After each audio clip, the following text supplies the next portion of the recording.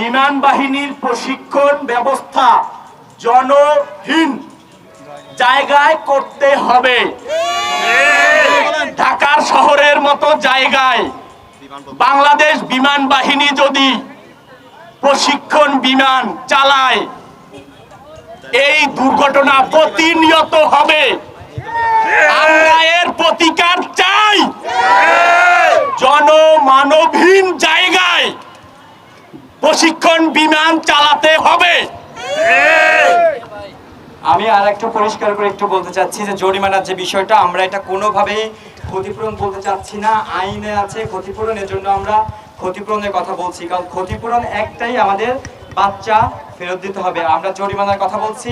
এইখানে সরকারের একরকম জরিমানা, সরকারের 5 কোটি টাকা প্রতি জন প্রতি, এক পরিবারে 2 জন মারা গেছে, জন প্রতি 5 কোটি টাকা জরিমানা দিতে হবে সরকারের পক্ষ থেকে। আহতদের 2 কোটি এবং চিকিৎসা ব্যবস্থা করতে হবে, চিকিৎসার সমস্ত খরচ বহন করতে হবে। আমরা কিন্তু ভাই অ্যাম্বুলেন্সটাও দেওয়া হয়নি। আমরা বাচ্চাকে হাসপাতাল থেকে 7 ঘন্টা পরে আমাদের বাচ্চা দিচ্ছে, কিন্তু অ্যাম্বুলেন্সটা দেয়নি, আমরা নিয়ে গেছি।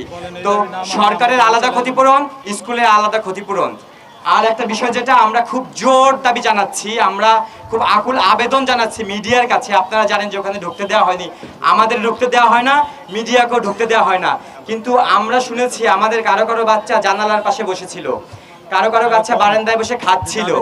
তো ওইখানে সিসিটিভি আছে, সিসিটিভি ক্যামেরা আছে। আমরা আসলে পা ধরে আমরা আবেদন জানাচ্ছি, আমাদের বাচ্চাগুলো আসলে তখন কোথায়, কে কি অবস্থায় করছিল, আমাদের বাচ্চাগুলোর শেষ মুহূর্তের অবস্থানটা ভাই আমরা একটু জানতে চাই। আপনারা একটু কাইন্ডলি এই কথাটা একটু জানান ভাই, আপনাদের পা ধরি। আমরা আমার বাচ্চার অর্ধেক খাওয়া টিফিন পাইছি ব্যাগের মধ্যে ভাই, আর অর্ধেক টিফিন ব্যাগের মধ্যে ছিল। আমার বাচ্চা মাত্র খাবে, কেউ কেউ খাচ্ছিল।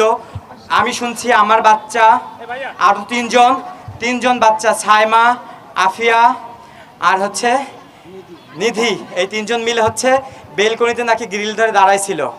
এটা আমার দেখে কথার আম্মা জানাচ্ছে। কথার আম্মা মাত্র তখন 4 মিনিট আগে ওখান থেকে আসছে, ওরা বারান্দায় দাঁড়িয়ে গল্প করছিল। আর ওইখান থেকে হচ্ছে সব বাচ্চাদেরকে ছেড়ে দেওয়া হয়, টিচাররাও থাকে। তো ওইখানে সিসিটিভি ক্যামেরা আছে। আমরা আবেদন জানাই সিসিটিভির ক্যামেরাটা প্রকাশ করা হোক। অ্যাটলিস্ট মিডিয়াতেও যদি না দেয়, আমরা একটু দাবি জানাই সিসিটিভির ক্যামেরাটা আমাদের গার্ডিয়ানদের হাতেও না দেয়, আমাদের সবাইকে একদিন ডেকে একদিন একটু দেখাক আমার বাচ্চাগুলো তখন কি করতেছিল, আমার বাচ্চাগুলোকে হাসতেছিল। আমার বাচ্চাগুলোর উপর যখন বিমান পড়ে তখন কি আম্মু বলে ডাকছিল? আমার বাচ্চাকে এরকম করে পাইছি ভাই, আমার বাচ্চাকে এভাবে পাইছি, পরে হাত ছোটানো যায়নি। তাহলে তখন কেউ আম্মু বলে ডাকছিল, নাকি লুকাই ছিল, নাকি পিছনের দিকে চলে গেছিল? তখন আসলে শেষ সময়ে কি অবস্থায় ছিল আমরা একটু দেখতে চাই।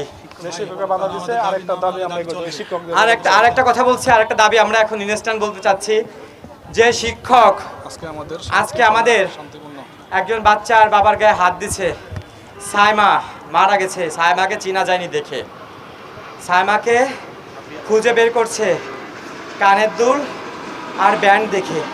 আমরা এখানে কি করতে আসছি ভাই? আপনারা তো সবাই দেখছেন, আমরা কি এখানে মারামারি করছি?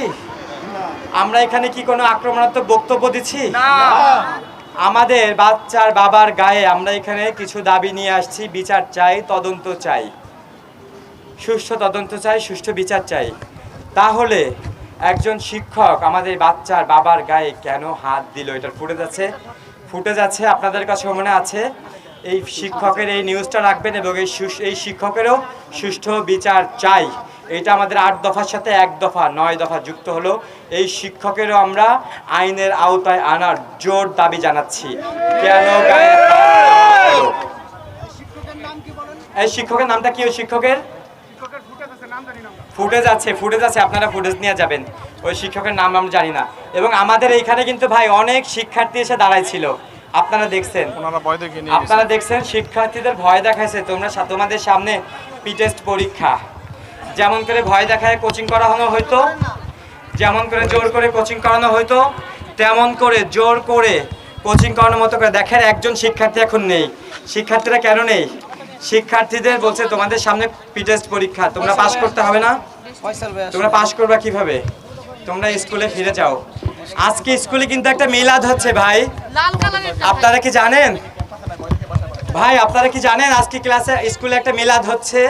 কিসের মিলাদ? এই যে আমাদের বাচ্চাগুলো পুড়ে কয়লা হয়ে গেছে, কয়লা হওয়ার মিলাদ। মিলাদের কি আমাদের ডাকার কথা ছিল নাকি শিক্ষার্থীদের ডাকার কথা ছিল? মিলাদ কাদের নিয়ে করছে? মিলাদ কাদের জন্য করছে? সেই মিলাদ কাদের জন্য করা হচ্ছে? আমাদের বাচ্চাদের জন্য তো, কিন্তু সেই মিলাদে কিন্তু আমাদের ডাকা হয়নি। আমরা কারোর সাথে মারামারি করার জন্য আসি নাই। এখানে যে শিক্ষক আমরা অভিভাবকের গায়ে হাত দিছে তারা আমরা বিচার চাই, অপসারণ চাই। এমনকি আমাদের রাইসামণি ক্লাস 3য় শ্রেণীতে স্কাই বিভাগে পড়তো, যে ক্লাসে ছিল ওই ক্লাসে বিমানটা ঢুকছিল, ও প্রথম ডেস্কে ছিল, ওকে আগে প্রথম হিট করা হয়েছে, তারপরে গিয়া কিন্তু আমরা লাশটা 4 দিন পরে পাইছি, 5 দিনের দিন আমরা দাফন করছি। কিন্তু আমাদের রাইসামণির লাশ দেখে আমরাও চিনতে পারি নাই, আমাদের দীর্ঘ সময় লাগছে শনাক্ত করতে, ডিএনএ টেস্ট করে তারপরে আমরা পাইছি। কিন্তু আমার বাচ্চা আমি চিনতে পারি নাই, তাহলে কি পরিমাণ, ঠিক আছে সে কষ্ট করে মারা গেছে, কি পরিমাণ আমি অভিভাবক হয়ে কষ্ট পাইছি। এই কষ্টের কথা যদি আমি প্রকাশ না করতে পারি জাতির সামনে, আমাকে এসে যদি বাধা দেওয়া হয়, এর চাইতে আর কোনো কিছু, ঠিক আছে, দুঃখ বা বেদনার কোনো কথা নাই। এটা ভাষায় প্রকাশ করার মতো না। যেখানে আমার গলা মিডিয়ার সামনে আমরা কথা বলবো, আমাদের গলা চেপে ধরা হবে, আমাদের ধাক্কা দেওয়া হবে, এগুলো আমরা বরদাস্ত করব না। আমরা ক্ষতিপূরণ চাই না, আইনে যেটা লেখা আছে ওই আইনের গতিতে আমরা চলতে চাই। কিন্তু স্কুল থেকে আমাদের লিস্ট চাই, বিভিন্ন কিছু চাই, হুমকি ধমকি দেয়। আমরা এগুলো যারা করছে, যে টিচার করছে, তাদের আমরা বিচার চাই। এমনকি আমাদের 2টা বাচ্চা লেখাপড়া করে, বড়টা ক্লাস 8-এ পড়ে, সেই দিন সে আইসক্রিম, ওকে বলছিল রাইসামণিকে যে তুমি থাকো, আমি আইসক্রিম কিনে আনতেছি। আইসক্রিম কেনার জন্য সে বাইরে গেছিল, আসে বাইরে বের হয়েছে আর এই দুর্ঘটনা ঘটছে।